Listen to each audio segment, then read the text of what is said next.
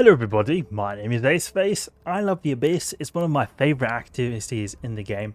I love doing this so much because it's a pretty easy way to earn some ISK. It can be done everywhere. It's very accessible. It's not like you have to be in a particular region of space to do it.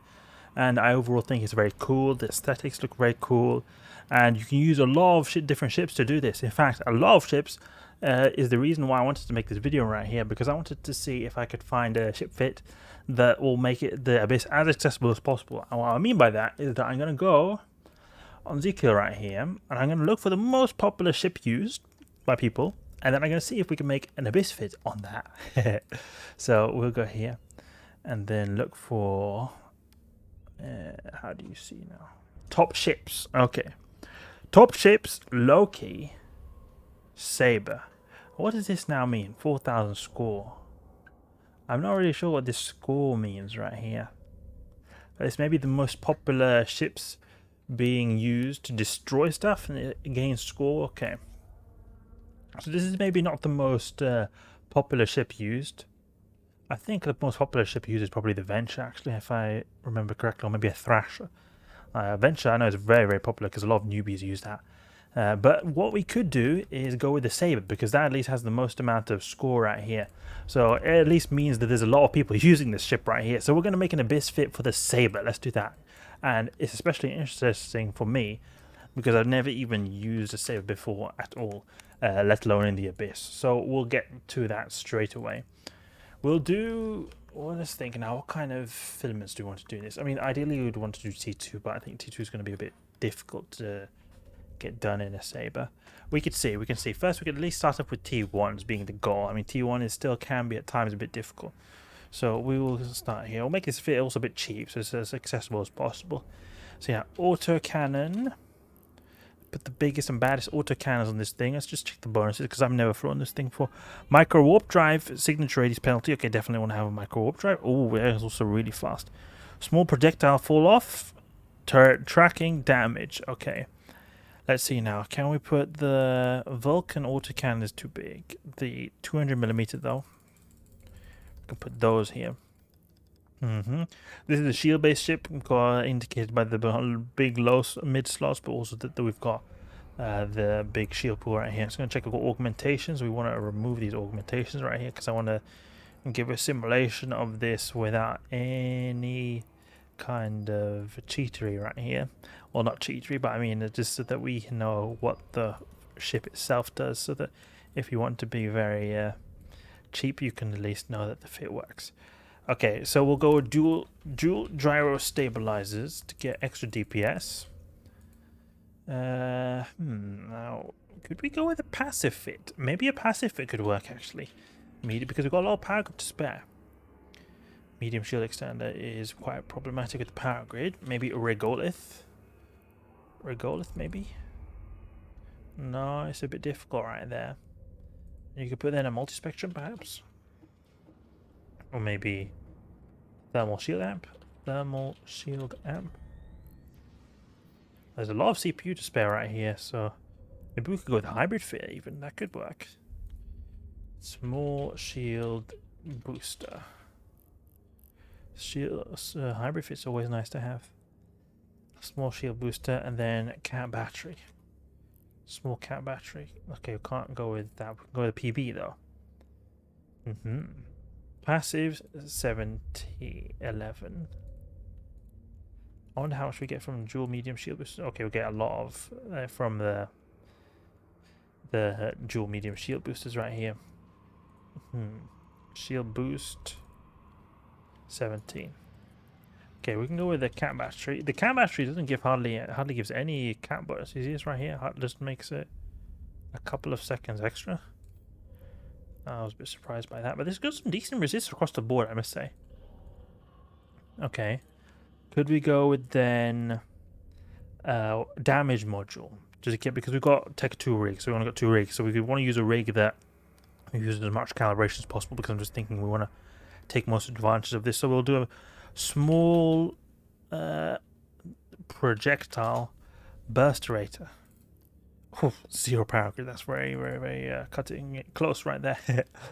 Thermal shield amp could be... No.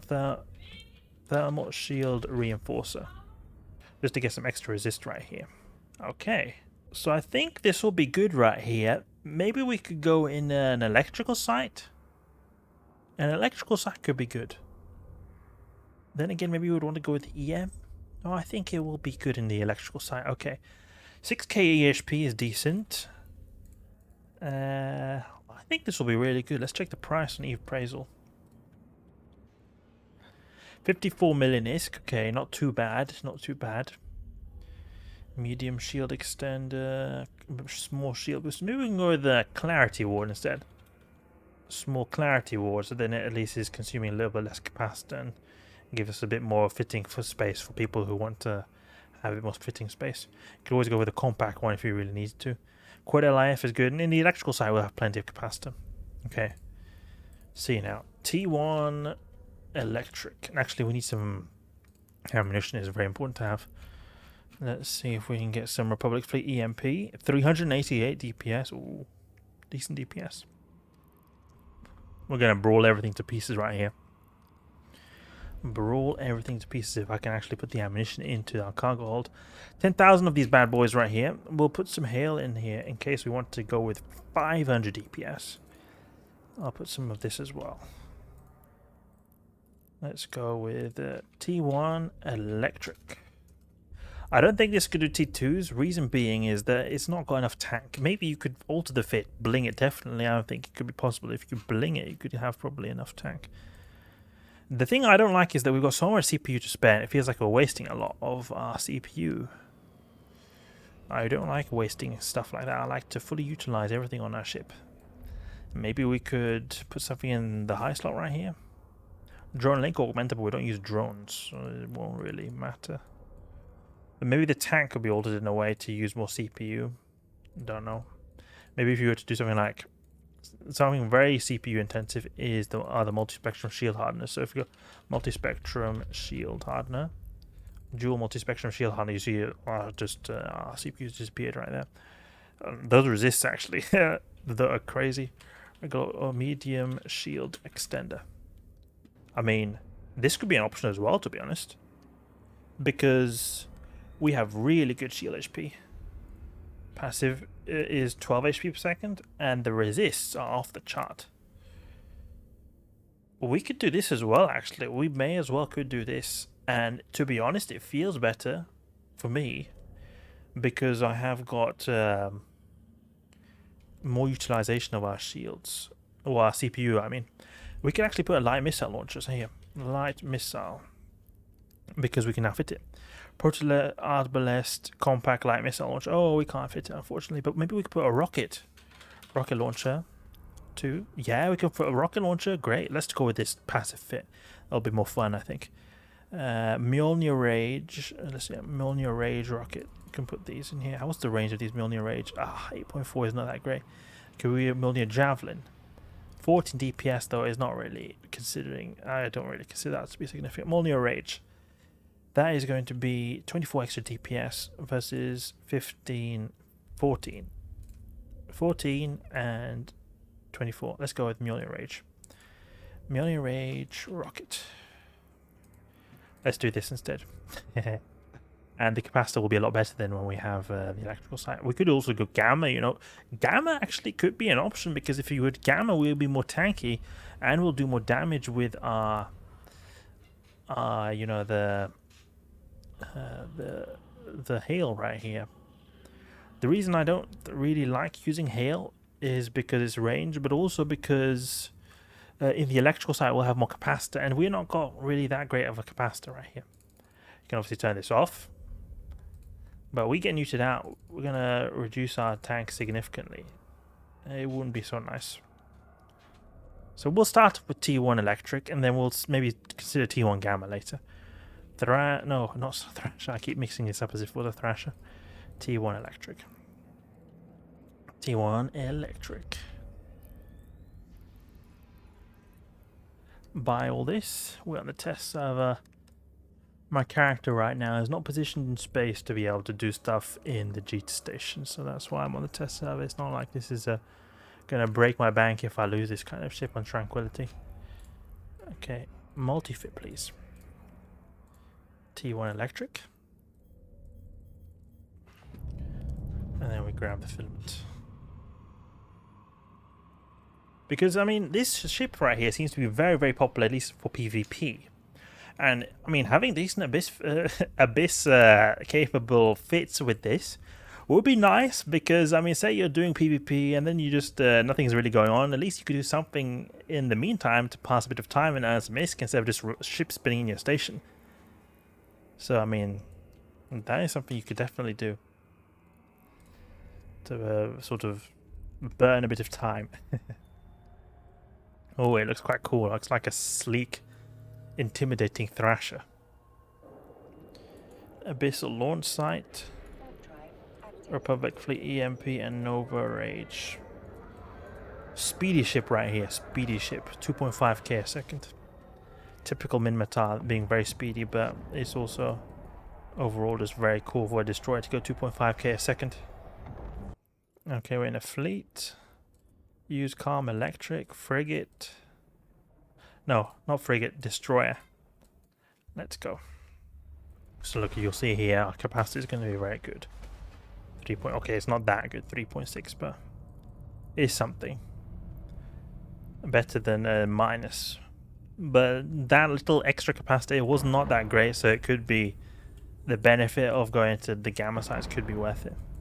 And maybe we could ditch the multispectrums and put like passive shield modules as well that don't consume capacitor, then we'd still have decent shields, but just we won't have to use the capacitor. Let's approach this Ephialtes over here. If we can position ourselves properly, because this guy, I'm bouncing into that gate over there. Okay, get close. Oh, we're taking quite a bit of damage actually. Look at that, our shields are going down. But yeah, that could be actually an option in the gammas. Remove a multispectrum and put some kind of passive module right here. That actually could be an option, because he's still using a lot of the CPU. Let's see now, what is our DPS with the rockets? 421. That's some decent DPS. Yeah, very cool to see right here. Very cool to see. I mean, we lost a lot of shields right there, so that is not nice to see. But I think our power, our raw power we've got with destroying the NPCs is going to sort of complement it a bit, so we will be able to just chew through anyway, even though we take a bit of shield damage, but we'll kill stuff so quickly that it shouldn't have enough time to be able to kill us. Destroy this guy. What is our EM resist? 66%. Let's go towards the transfer conduit. Super speed. Super speed. Let's go. I mean, this is pretty fast, to be honest. We're pretty fast. You just go in there like a knife, just get in real close, stab him, go next room, stab him, next room. Unfortunate thing is we have to get close, but it's not too. It doesn't take a whole long time when you're going 2.5k a second, because he would just get in range straight away. Let's go for the Lucid Escort first. Keep a range 5 kilometers. Actually, to be honest, we can just approach. Oof, yeah, he goes down super fast. Look at that. Pop that frigate like as if it was nothing. What was the range in our rocket again? 8 kilometers. Okay, so we just approach, so we'll be able to do full damage. Maybe we could perhaps keep a range 1k, so we at least don't completely go past him. Or we keep very close there. Good. Now we just get close to this guy as well. I wonder how it would go actually with the hail. Hail will be quite interesting. The range here is 7.8. Hail is even more. So there could be an option to actually go for Gamma afterwards. We could try Gamma next, because this seems quite interesting, and we can then ditch one of the multispectrums and put like an EM Shield Amp, I think would be good. EM Shield Amp. Something like this. To just sort of compensate, because we've got reduced EM resist in the electrical site. Or maybe even a shield recharger to get some extra shields, because we've got all around pretty good resists. What is the lowest resist on this guy? Explosive is really good, so we'll definitely go for that. The explosive in the Roguetron Overmind right here. Hail, and go for this guy. Keep it range 1 kilometer. Or burn him to pieces with our insane DPS with hail. I will also do decent amount of DPS as well because it's a good resist type as well for him. Oh, maybe I shouldn't have done it too early because look, his shield resist is not that great for... oh no, I should orbit actually. We're taking a bit of damage right here. His shield resist is not that good for explosive. It's his armor that's good for explosive. Glasses off, we're going too fast, we need to get a bit closer. Orbit 500. Orbit 500 instead. Without the MWD on, so we're at least in range. Now his armor is going down very quick, see that? That's good to see, that's good to see. Easy, easy. And rogue drone overmines. I mean, it is taking a bit long for T1 this side, but you have to also remember we're doing a rogue drone overmine spawn right here. Those usually take quite a bit of time to get through. Okay, done. Let's see if we can alter this fit slightly for the gamma. The gamma. Maybe restock right there. We go with the Purger 2 maybe. Small core defense field Purger. Could be good to have. Shield recharge. How much extra shield do we get from that? Not so much. But I think we should go for EM shield amp. That'll be good to have. I think that'll be good to have right there. And then we'll get even more shields in the gamma site too. But I did like to have that thermal resist though, because it was quite beneficial for just overall having a good resist profile there. So maybe I could, but then again maybe I don't want to, because it gives us a very good, this Purger right here gives us a very good bonus to our shield HP per second. Okay, so we'll go for Purger. T1 gamma. T1 gamma. I have too many fits, 250 fits. I just, every time I say a fit, it's always too many fits, too many fits. Okay, let's go for Calm Gamma. Activate filament. We'll see how much HP. No, actually, oh no. We've not refitted the fit. Let's get back and refit the fit. And we should also change the missile type as well. Can have some Mjolnir Rage Rocket. Add some of these to our cargo hold. And there we go. And then we go with some, we alter the fit right here. Fit to active ship. So we've got a 531 DPS bomb right here. It's going to go straight into the T1 Gamma. Let's see how that goes. 0.1 gigajoules to spare. Not a lot of gigajoules. We are really good anti-Cinnabar though. Our resist profile is perfect for them. High EM, high explosive, perfect for Cinnabar waves. Let's activate this filament right here. The FE Alta spawn. What is our shield HP? 11k, okay. So it's actually not that great HP we've got, because before with the dual multispectrums we had 11k and we weren't in the gamma site. Now we're in the gamma site and we have 11k HP. So it's not that much of an improvement. You can see here T1 electric had 11k HP right here. But I think the speed might compensate a bit. But then again, you have to also remember the speed compensates maybe with the reduced explosive resist. But it's also that they have got increased shields as well. So it's not just, okay, we're doing more damage because we're doing explosive damage, but they also get more shield HP. So you've got sort of a pro and con right here. I wonder which one is better. Because, I mean, I think that our tank is actually... Okay, and there's tiny bit more tank right here. Tiny bit more tank. Like, you see the resists are much better there. We've got more EM resist. And EM that actually is a very good resist to have in the low tier abyss for frigates and destroyers because of the Santa Cruzes. So we'll see, we'll see. Okay, Lucid Watchman. We'll go for Lucid Watchman first because he does more damage. Let's see how that guy is gonna go. Because he does quite a bit of damage. I wonder how well he'll apply. Oh, and he'll apply good to us, but if our shields will go down really fast, so we'll destroy him before that because we have a really decent amount of damage. So we'll hopefully just destroy him before we can even know what hit him. Keep a range 1 kilometer. Yeah, we've got some nice DPS right here, just absolutely thrashing him. I'm wondering which is better, T1 Electric or the T1 Gamma? Because I feel like the Electrics are actually better. It won't always be optimal to use the Hail, but in one way it's like we've got more capacity to spare and we've got like same amount of tank, and they won't have their shields buffed in the electrical side. So that might counteract the increase in DPS we have with Hail. And you have to also remember that even though it's not that much, but Republic Fleet EMP, the EM based ammunition, does have slightly more range than Hail. It's not worse than Hail in every type of way. It's one of the DPS that is worse. I think even Republic Fleet EMP does have a bit more tracking as well. I think it does.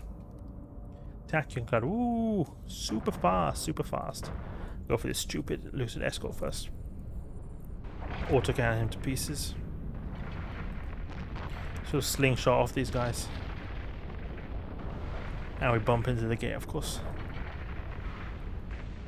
There's some big volleys, 800 DPS volleys, or 800 damage volleys. Popped. Alright, that's pretty quick right there. In under 5 minutes, Tier 1 Abyss is nice to see. Always welcome. And Retribution is also very fast, but I mean, for a PvP-based ship, a ship that's mainly used for PvP, it's nice to see the Sabre doing really well in the PvE activity. I guess if you guys are a little bit bored in Fleet waiting for people to form and that kind of stuff, you can always do some basic Tier 1 sites. It seems to be working really well. And really fast as well, but that's sort of not so surprising just because of how much DPS we're carrying, how good tracking we've got. So that's it. T1 Abyss in the Sabre. Pretty happy, pretty happy. Let me know in the comment section down below if you think the T1 Electrics or T1 Gammas is better, because I'm thinking that T1 Electrics might actually be better. But then again, there's the benefit of using Hail more effectively in the Gammas as well, but I'm not 100% sure, but I think the Electrics will be better. Let me know what you think. Hope you guys enjoyed. If you did, please leave a like and subscribe. I'll catch you guys later.